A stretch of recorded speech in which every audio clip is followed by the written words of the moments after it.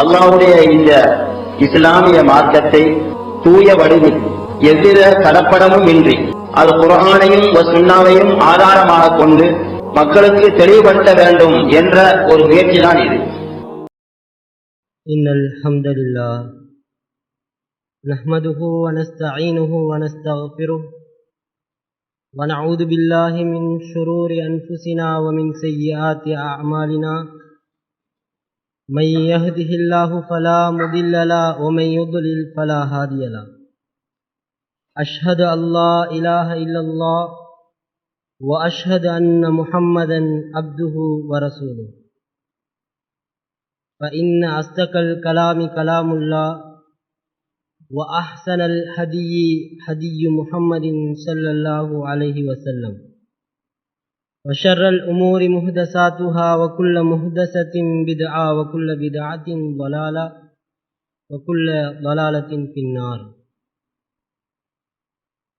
اللهم صل على محمد وعلى آل محمد كما صليت على إبراهيم وعلى آل إبراهيم إنك حميد مجيد. اللهم بارك على محمد وعلى آل محمد كما باركت على إبراهيم وعلى آل إبراهيم إنك حميد مجيد. எல்லா புகழும் அகிலங்களை எல்லாம் படைத்து தன் ஆதிக்கத்தின் கீழ் வைத்திருக்கக்கூடிய எல்லாம் வல்ல இறைவன் அல்லாஹ் ஒருவனுக்கே உரியதாகும். ஸலவாத்தும் சாந்தியும் நம் இறுதி தூதர் முஹம்மது நபி ஸல்லல்லாஹு அலைஹி வஸல்லம் அவர்கள் மீதிலும் அவர்களை பின்தொடர்ந்த அனைத்து முஸ்லிமான ஆண்கள் பெண்கள் அனைவர் மீதிலும் உண்டாவதாக என்று கூறி இந்த உரையை ஆரம்பம் செய்கின்றேன். நாம் வாழக்கூடிய இந்த வாழ்க்கை எங்களினுடைய எண்ணத்திலே எப்படி இருக்கிறது என்றால், ஒரு உன்னதமான ஒரு வாழ்க்கை என்று நாம் நினைத்து கொண்டிருக்கிறோம். மனிதர்களிலே அதிகமானவர்கள் இப்படித்தான் நம்முடைய வாழ்க்கையை நினைத்து கொண்டிருக்கிறோம். ஆனால் உண்மையிலேயே நம்முடைய இந்த வாழ்க்கை, அதாவது மரணம் வரையுள்ள இந்த வாழ்க்கை அற்பத்திலும் மிகப்பெரிய ஒரு அற்பமான வாழ்க்கை தான் நாம் வாழ்ந்து கொண்டிருக்கிறோம். அல்லாஹும் அவனுடைய தூதரும் இந்த உலக வாழ்க்கையை பற்றி கூறும் பொழுது எந்த ஒரு சந்தர்ப்பத்திலும் இதை மேன்மையாகவே கூறவில்லை. உலக வாழ்க்கையை அற்பமாகத்தான் கூறுகின்றான். நபி ஸல்லல்லாஹு அலைஹி வஸல்லம் அவர்களும் இந்த உயிர் வாழக்கூடிய இந்த உலக வாழ்க்கையை அற்பமாகத்தான் கூறியிருக்கிறார்களே தவிர இதை ஒரு பெருமதியான ஒரு வாழ்க்கையாக கூறவில்லை. இந்த உலக வாழ்க்கை அப்படித்தான் இருக்கிறது. அல்லாஹு தஆலா சூரத்துல் அஅலா என்ற அத்தியாயத்திலே 16வது வசனத்திலே கூறுகின்றான், பல் துஸிரூனல் ஹயாத்தத் துன்யா, நீங்கள் எல்லாம் இந்த உலகத்தையே விரும்பக்கூடியவர்களாக தேர்ந்தெடுக்கிறீர்கள். இந்த உலகத்தையே, உலக வாழ்க்கையே நீங்கள் தேர்ந்தெடுக்கிறீர்கள். வல் ஆகிரத்து ஹைரு வ அப்கா, ஆனால் அப்படி அல்ல, மறுமை வாழ்க்கைதான் மிக்க மேலான சிறந்த நிலையான வாழ்க்கை என்று அல்லாஹு தஆலா அந்த வசனத்திலே கூறுகின்றான். நிலையான வாழ்க்கை, மரணமே இல்லாத தொடர்ச்சியான வாழ்க்கை மறுமை வாழ்க்கைதான். இந்த மறுமை வாழ்க்கைக்கு நாம் ஒவ்வொருவரும் தயாராக வேண்டும். இந்த மறுமை வாழ்க்கையை பற்றி நாம் அடிக்கடி சிந்திக்க வேண்டி உள்ளது. இந்த மறுமை வாழ்க்கையை அடிக்கடி ஞாபகப்படுத்த வேண்டி உள்ளது. ஆனால் எங்களினுடைய உலக செயல்பாடுகள் எல்லாம் இந்த மறுமையை மறக்கடித்து விடுகிறது. அவ்வளவு அலங்காரங்கள் எங்களை சுற்றி சூழ உள்ள அதிகமாக இருக்கிறது. அவ்வளவு அலங்காரங்கள். நாங்கள் பார்க்கின்ற எல்லா விடயங்களுமே அலங்காரங்களாக இருக்கிறது. எங்களினுடைய வாழ்க்கையிலிருந்து எங்களினுடைய குடும்பம், மனைவி, மக்கள், சொத்துக்கள் எல்லாமே மறுமையை மறக்கடிக்கக்கூடியதாகத்தான் இருக்கிறது.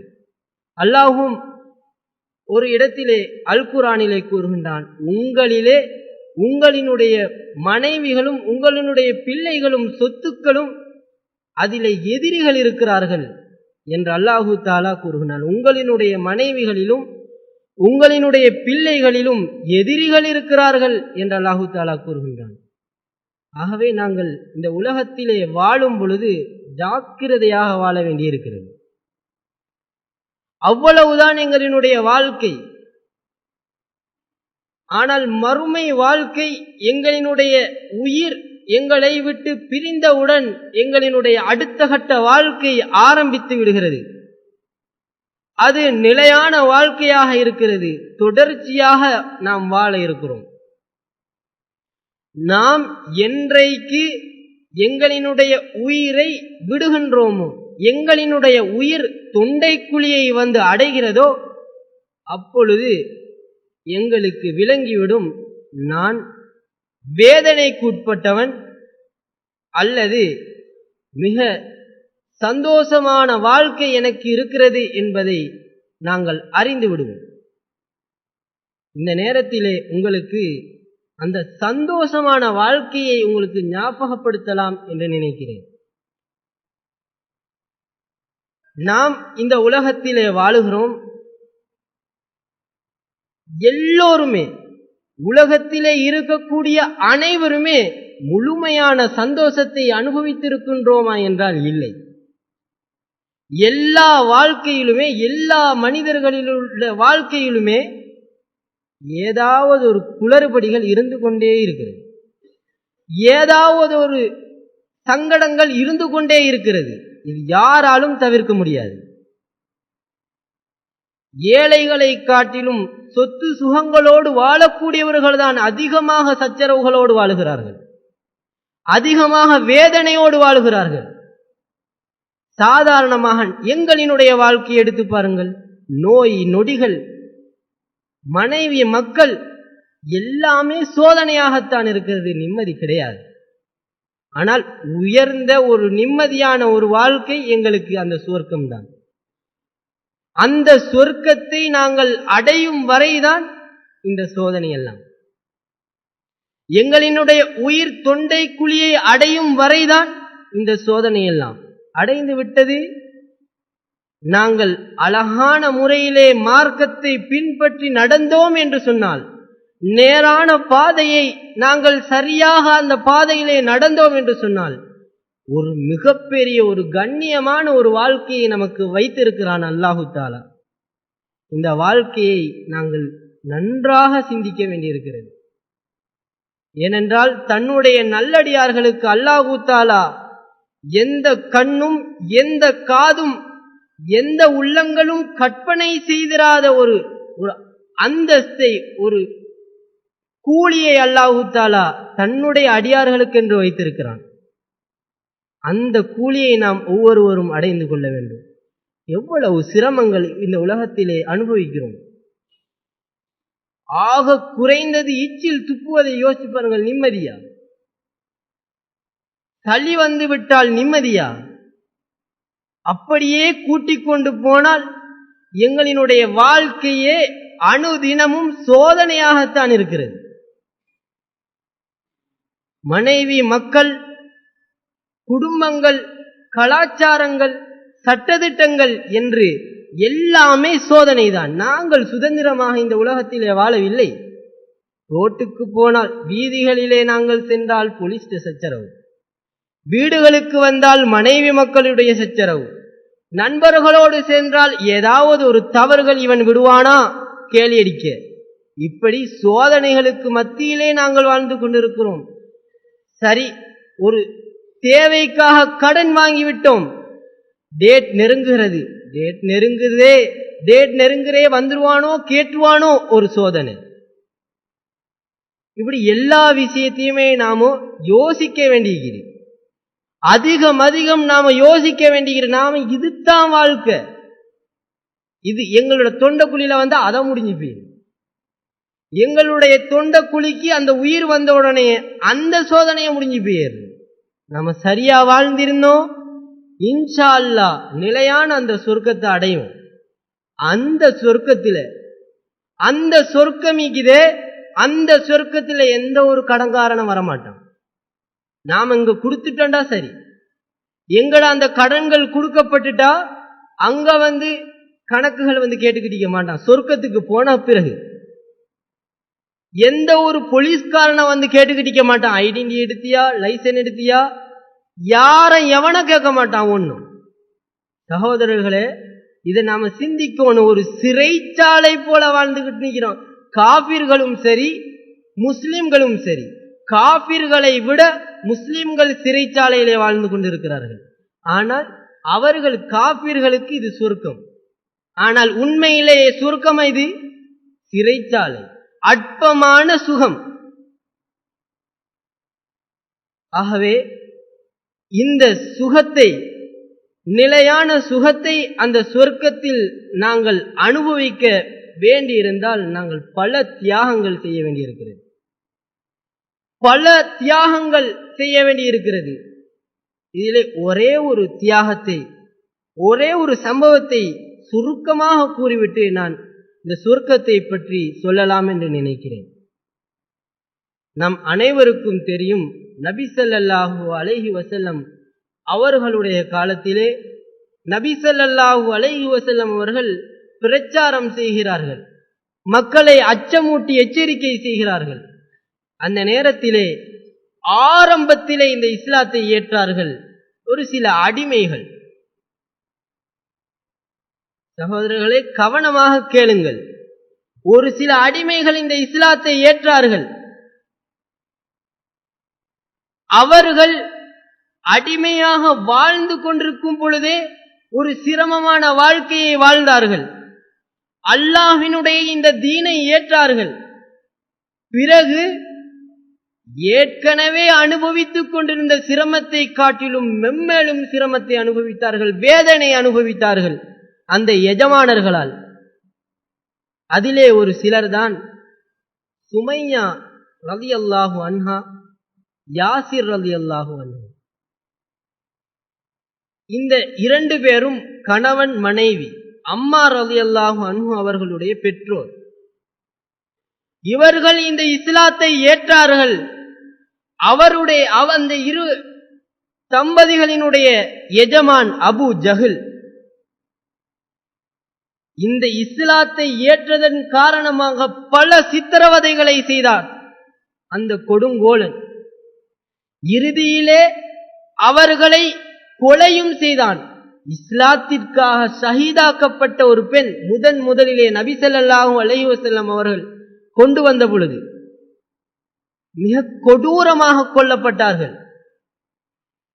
என்ன வாழ்க்கை சகோதரர்களே அவருடைய வாழ்க்கை!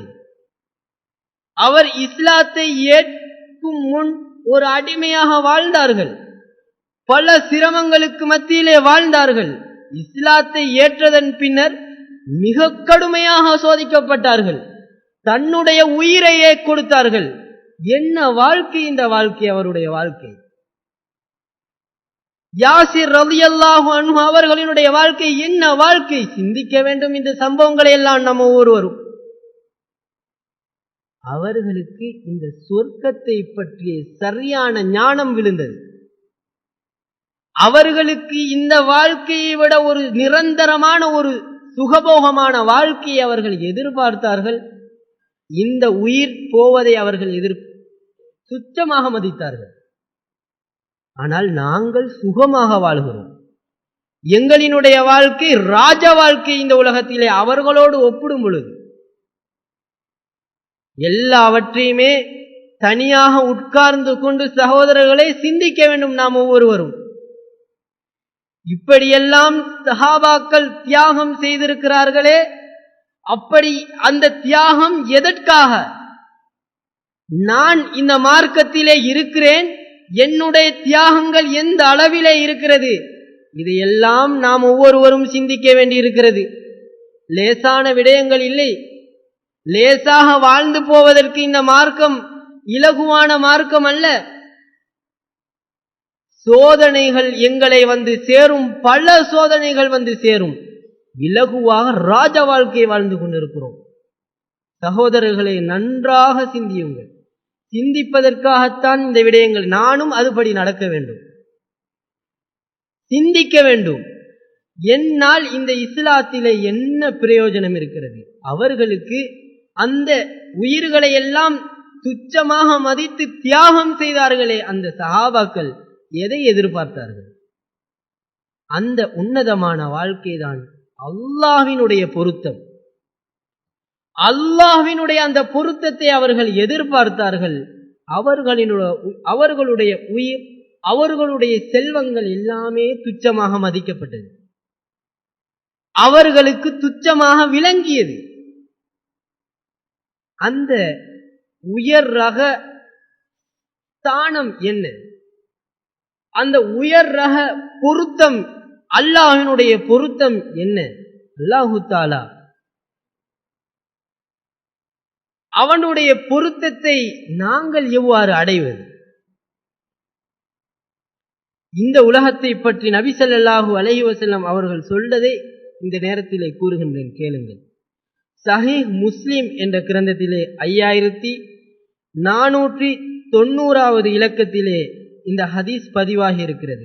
நபி ஸல்லல்லாஹு அலைஹி வஸல்லம் அவர்கள் கூறினார்கள், அல்லாஹ்வின் மீது ஆணையாக இந்த உலகத்தினுடைய நிலை எப்படி இருக்கிறது என்றால், மறுமையோடு இந்த உலகத்தை நீங்கள் ஒப்பிடும் பொழுது எப்படி இருக்கும் என்றால், நீங்கள் உங்களிலே ஒருவர் கடலுக்கு செல்கிறார். கடலிலே சென்று தன்னுடைய சுட்டு விரலை கடலிலே தாட்டுகிறார்.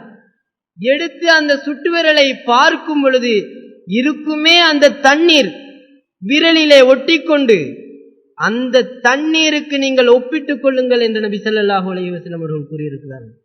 ஆக எவ்வளவு பெரிய ஒரு வாழ்க்கை அந்த மறுமை வாழ்க்கை, எவ்வளவு ஒரு கண்ணியமான அந்த வாழ்க்கை. சிந்திக்க வேண்டும். அந்த வாழ்க்கையை சாதாரணமாக தடுக்கி விழுந்தால் எங்களுடைய உயிர் போய்விடும், யாருக்கு தெரியும்? ஆகவே இக்கணமே நாம் ஒவ்வொருவரும் இஸ்லாத்திற்காக நான் என்ன செய்திருக்கின்றேன் என்பதை புரிந்து கொள்ள வேண்டும். இஸ்லாத்திற்காக நான் எதை தியாகம் செய்திருக்கின்றேன் என்பதை செய்து முயற்சிக்க வேண்டும். அதற்காகத்தான் இந்த உரை. நானும் நீங்களும் இந்த இஸ்லாத்திற்காக வேண்டியே வாழ வேண்டும். எல்லாவற்றையுமே அல்லாஹுக்காக வேண்டி எங்களால் என்ற அளவு முயற்சிக்க வேண்டும். பாருங்கள், அந்த சொர்க்கத்தை பற்றி அல்லாஹு தஆலா கூறும் பொழுது பல வசனங்கள் இருக்கிறது. அல்லாஹு தஆலா அல் குர்ஆனிலே சொர்க்கத்தை பற்றிய வசனங்கள் கூறும் பொழுது அதிகம் நன்மாராயம் ஊட்டி கூறுகின்றான். சொர்க்கவாசிகளுக்கு அவ்வளவு ஒரு பெருமதியான ஒரு வாழ்க்கை தான் அந்த சொர்க்கம், ஒரு உன்னதமான வாழ்க்கை தான். ஆக அடித்தளமே, ஆக சொர்க்கத்தினுடைய ஆக குறைந்த ஒரு ஸ்தானமே எந்த அளவுக்கு என்றால், இந்த உலகம் அதே போன்று 10 மடங்கு. சாதாரணமாக இலங்கையை ஆண்டு கொண்டிருக்கக்கூடிய ஜனாதிபதிக்கே எவ்வளவு ஒரு பவர். நாமும் 10 உலகத்துக்கு ராஜா அந்த சொர்க்கத்தில். எங்களுக்கு தாங்க ஃபுல் பவர். 10 உலகம் எங்களுக்காக வேண்டியிருக்குது. கடைசி சொர்க்கத்திலேயே ஆக குறைந்த அந்தஸ்து அந்த 10 உலகம். நாம கொஞ்சம் சாதாரணமா கொஞ்சம் நாம யோசிச்சு பார்க்கணும். இந்த இலங்கையிலேயே நாம எவ்வளவோ இடத்துக்கு நாம போக வேண்டியிருக்கிறது, தெரியாது எவ்வளவோ இடங்கள். ஆக சின்ன தீவு இந்த இலங்கை. இந்த இலங்கையில எவ்வளவோ நமக்கு தெரியாத இடங்கள் இருக்கிறது. புது இடங்கள்லாம் கண்டுபிடிச்சு போடுறாங்க. இப்படி அழகான இடங்கள்லாம் இலங்கையில இருக்கிறது நம்மளுக்கு தெரியாது. ஆனா இதே சொந்தமா நமக்கு இந்த எப்படி இருக்கும்? நம்மளுக்கு தான் சொந்தம் எல்லாம். ஆனா இது போல 10 மடங்கு அல்லாஹ் எங்களுக்கு உரியதை நாம எதையும் செய்யலாம். ரோட்ல போனா போலீஸ் பிடிக்க மாட்டான். அதுதானே இப்போ எல்லாருக்கும் சிக்கலாயிக்குது. லைசன்ஸ் எடுக்கணும், ரெஜிஸ்டர் பதியணும், பிறகு எல்லா சிக்கல். ஆக சிக்கல் அதுதான். அது மட்டும் இல்லாம முஸ்லிம்களுக்கு இன்னும் கொஞ்சம் சிக்கல் ஹராம் ஹலால். கொஞ்சம் நாம யோசிக்கணும். எல்லாத்தையும் ஹராம் ஹலால் எல்லாத்திலையுமே சிக்கல். யூத கிறிஸ்தவனுக்கு அந்த இஸ்லாம் இல்லாதவங்களுக்கு அரசாங்கங்களால சிக்கல், கட்டுப்பாடுகள், அதுகள் இதுகள். ஒரு முஸ்லிமுக்கு அதன் சிக்கல், இஸ்லாமிய சட்ட வரம்புகள சிக்கல். நினைச்சதை செய்ய இயலாது. ஆனா இந்த கொஞ்ச காலத்துக்கு அந்த மௌத்தா போயிட்டோம். அந்த 10 ஆக குறைஞ்சது சொல்றேன். அல்லாஹு தாலா நமக்கு அதிகமான அந்தஸ்துகளை தரணும். அல்லாஹு தாலா சொல்லக்கூடிய எந்த கண்ணும் எந்த காதும் கேட்டிராத, எந்த கண்ணும் பார்த்திராத, எந்த காதும் கேட்டிராத, எந்த உள்ளத்தாலும் சிந்தி கற்பனை செய்ய முடியாத அந்த சொர்க்கத்தை அல்லாஹு தாலா நமக்கு தரணும். ஆனா ஆக குறைஞ்சது நமக்கு கிடைச்சாலே பெரிய ஒரு அந்தஸ்து. 10 உலகத்துக்கு ராஜா. சிந்திக்கணும் சகோதரர்களே. அங்கு ஆறுகள் ஓடும். அந்த ஆறுகள்ல பால் ஆறு, மது ஆறு, தேன் ஆறு, இப்படி வகை வகையா ஆறுகள் ஓடும். ஜாயா வாழலாம், அழகா வாழலாம். அந்த உலகத்துல சும்மா குதூகலமா வாழலாம். நினைச்சா சாப்பாடு இங்க கிடைக்குமா? உழைக்கணும், மேசை வேலைக்கு போகணும், வெயில சாவணும். சரி, கொஞ்சம் லேசா ஒரு தொழில், லேசான தொழில் போல போதுமான சம்பளம் இங்காது. கொஞ்சம் கஷ்டப்பட்டாதான் போதுமான சம்பளம். சரி, ஆக கூடின சம்பளம் கிடைக்கணுமா? 40-50 வயசு தாண்டணும். படிச்சு அந்தஸ்துகள் உயர்ந்து 50 வயசு தாண்டதுக்கு போட்டுதான் அவருக்கு 50,000 மேல கிடைக்கும். அது வரைக்கும் நினைச்சதை செய்யலாது. இப்படி நம்மளோட உலக வாழ்க்கைக்கு. ஆனா அங்க நினைச்சதெல்லாம் செய்யணும். சரி, இங்க ஒரு மனைவி எடுக்கிறோம் சகோதரர், கொஞ்சம் கேளுங்க. ஒரு மனைவி எடுக்கிறோம், சரியா?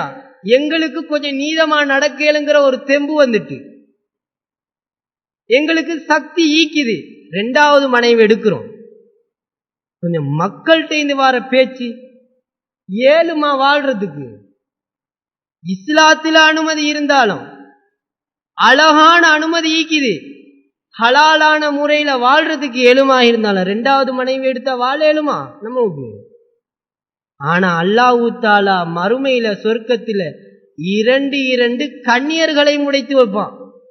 அதை எப்படிப்பட்டவங்க கொஞ்சம் யோசிச்சு பாருங்க. முத்துக்களை போன்று இருப்பார்கள், மார்பகங்கள் உயர்ந்து முத்துக்களை போன்று இருப்பார்கள். சிந்தித்து பாருங்கள். இவைகளை வைத்து அவர்கள் இந்த உலகத்தை எட்டி பார்த்தார்கள் என்றால் இந்த உலகமே ஒளியால் நிரம்பிவிடும். கொஞ்சம் யோசிச்சு பார்க்கணும், எவ்வளவு அழகான அந்த மனைவிமார்கள். இப்படி மறுமையில நமக்கு கிடைக்க இருக்கிறது அழகான வாழ்க்கை. சரி, கிடைக்கக்கூடிய மனைவிமார்கள் இங்க அடிக்கடி பயான்கள்ல கேட்டிப்போம். இந்த அழக பத்தி பயான்கள் சொல்லுவாங்க. என்ன கல்யாணம் முடிச்ச உடனே 2-3 வருஷத்துக்கு தான் அந்த அழகிக்கு, அதுக்கப்புறம் மங்கி போயிடும். உண்மையான விஷயமா இல்லையா? ஆனா அந்த சொர்க்கத்துல வாரமும் எங்களுடைய அழகும் எங்களினுடைய மனைவிமார்களினுடைய அழகுகளும் கூடிக்கொண்டே போகும். ஜாதியாயிக்கும் அந்த உலகத்துல. நல்லா வாழலாம் அந்த உலகத்துல. எப்படியான வாழ்க்கை? அதுதான் வாழ்க்கை. இது வாழ்க்கையா? ஒரு 2-3 வருஷத்தோட அடுத்ததை தேட பார்க்கிறோம். 2-3 வருஷத்தோட அடுத்ததை தேட பார்க்கிறோம். மக்களுடைய பேச்சுக்காக கவனமாக கேளுங்கள். மக்களுடைய பேச்சுக்காகத்தான் பலர் ஒன்றோடு நிற்கிறார்கள். மக்களினுடைய அந்த சிந்தனைக்காக வேண்டிதான் அதிகமானவர்கள் அப்படித்தான் இருக்கிறார்கள். இல்லை என்றால் அதிகமானவர்கள் 4 கோடி இருப்பார்கள். அந்த மக்களுடைய பேச்சுக்கு பயந்து அப்படி இருக்கிறார்கள். இல்லைன்னு சொன்னா 4 இருப்பாங்க.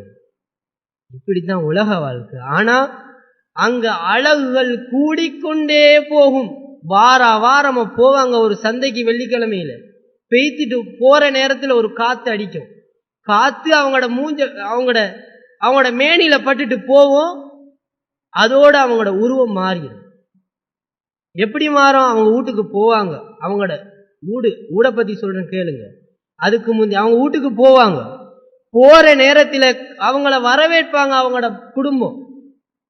சொர்க்கத்திலும் நமக்கு என்ற ஒரு குடும்பம் இருக்கும், அந்த குடும்பம் நம்மை வரவேற்பார்கள். அப்பொழுது அந்த குடும்பத்தில் உள்ள அந்த பெண்கள் குறம், அல்லாஹ்வுக்கே புகழனைத்தும் இவ்வளவு அழகாய்க்கிறீங்க, போன மாதிரிக்கு நீங்க இல்ல, நிச்சயமா நீங்க அழகா போயிட்டீங்க, அல்லாஹ்வுக்கே புகழ். அப்ப அவங்க பார்த்துட்டு நீங்களும் தான் அவ்வளவு அழகா மாறிட்டீங்க, ஏற்கனவே உங்களை பார்த்துட்டு போனாப்புல இல்ல, அதை விட பல மடங்கு அழகாய்க்கிறீங்க. ஒரு கிழமையில நடக்கக்கூடிய விஷயம்.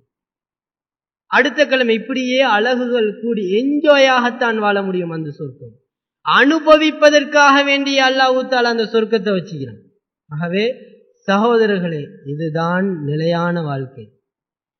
இதற்காகத்தான் அந்த தியாகங்கள் எல்லாம் நடந்திருக்கிறது. கேட்கும் பொழுது ஆசையாக இருக்கும், ஆனால் அதை அடைவதற்கு, வாழ்வதற்கு பல தியாகங்களை செய்ய வேண்டும்.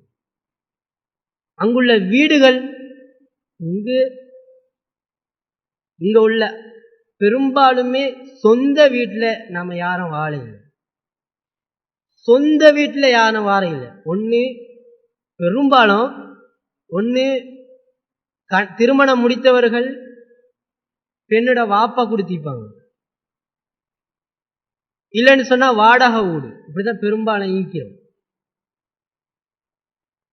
ஒரு சொத்து உள்ளவர்கள் தான் சொந்த வீட்டிலே இளம் பிராயத்திலேயே இருப்பவர்கள் இருக்கிறார்கள். இல்லாதவர்கள் எல்லாம் ஒன்னு மனைவிட வீட்டில், மனைவி மாமனார் தன்னுடைய பிள்ளைக்கு கொடுத்த வீட்டில் தான் நாம ஈக்கிறோம், இல்லைன்னு சொன்னா வாடகை வீட்டில் ஈக்கிறோம். சகோதரர்களே, அந்த சொர்க்கத்திலே நமக்காக வேண்டிய முத்துக்களாலும் தங்கங்களாலும் அங்குள்ள கற்கள் எல்லாம் வெள்ளியும் தங்கத்தாலும் அடுக்கப்பட்டு எப்படி சுபஹானல்லாஹ், அதுதான் வாழ்க்கை. ஆடைகள் மெல்லியதாகவும் தடிப்பானதாகவும் அவங்களுக்கு விருப்பத்துக்கு ஏத்தாப்புல பட்டாடைகள். இங்க பட்டு ஏழுமா வாங்க, ஏழுமா ஒரு ஆள் வாங்க நினைச்சால நம்மளுக்கு வாங்க ஏழுமா. பட்டுண்டாலே நம்மளுக்கு தெரியாது எப்படி இருக்கமோ, யாருக்கு தெரியும்? பட்டுண்டாலே நம்மளுக்கு பெரும்பாலும் தெரியாது எப்படி இருக்கணும். ஆனா அங்க பட்டுட பெருமதிகளை பத்தி சொல்ற பட்டை தான் அங்க அணிவாங்க. அது அவங்களோட விருப்பத்துக்கு ஏத்தாப்புல அவங்க சுற்றி திரிவார்கள் அந்த சொர்க்கத்தில். அடையணும் சகோதரர்களை, நாம அதுக்கு கொஞ்சம் தியாகம் நான் செய்ய வேண்டியிருக்குது, அதுக்கு கொஞ்சம் போல தியாகம் செய்ய வேண்டியிருக்குது. இந்த வாழ்க்கையை தியாகம் செய்யணும். நமக்கு அல்லாஹ் எவ்வளவு நாடிக்கிறான்னு நமக்கு தெரியாது. ஆக கூடுனா 100 வயசு வாழ்ந்துட்டோம், ஆக கூடுனா தள்ளாற வயசு வரைக்கும் வந்துட்டோம், அதுக்கப்புறம் மௌத்துட்டோம். எப்படியவோ மௌத்தாதான் போகிறோம். ஆக குறைஞ்சது இங்கிருந்து போகல மௌத்த போயிடும். இதுதான் எங்களோட வாழ்க்கை ஆகிறது. இந்த சொர்க்கத்தை நாம அடையணும்னு சொன்னா பல தியாகங்கள் செய்யணும்.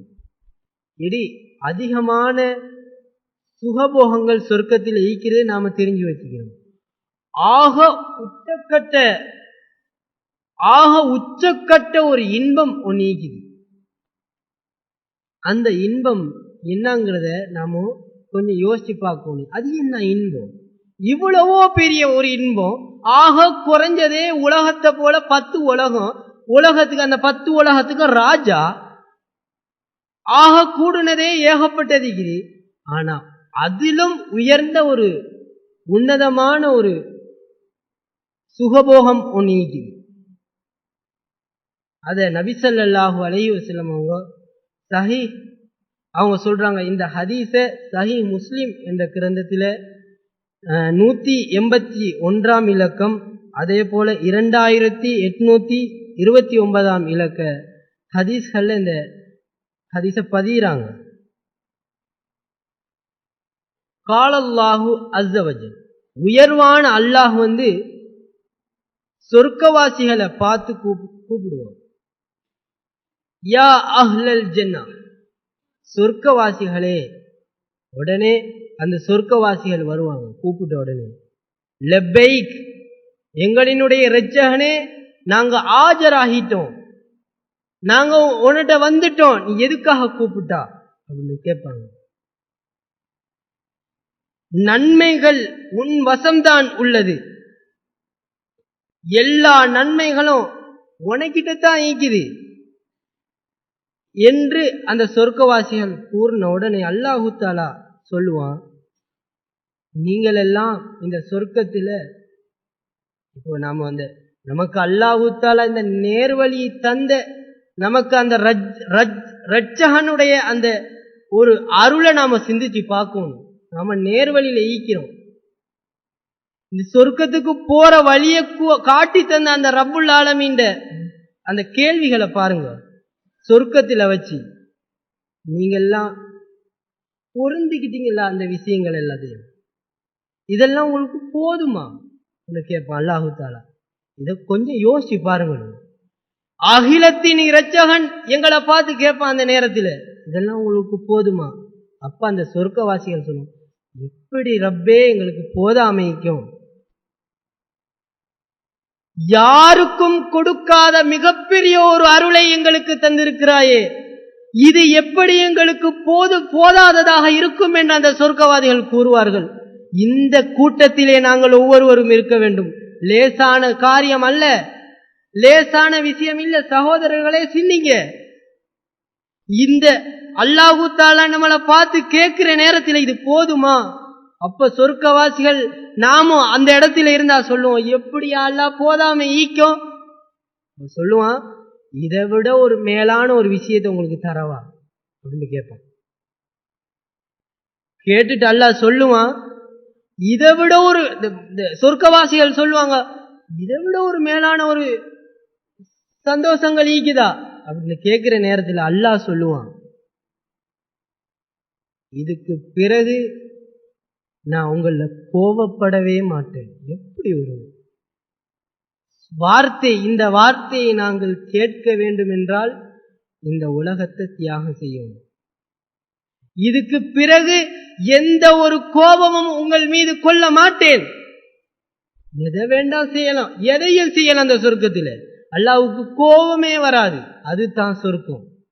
அல்லாஹ்வுக்கு எப்பவுமே கோபம் வராது. நம்ம சொர்க்கத்தில் எத்தனை பொஞ்சாரி எடுத்தாலும் சரி, எத்தனை மாறிக்கு வாழ்ந்தாலும் சரி, மதுவுல குடிச்சு நாங்க எப்படி வாழ்ந்தாலும் சரி, அங்க அல்லாஹ்வுக்கு கோபமே வராது.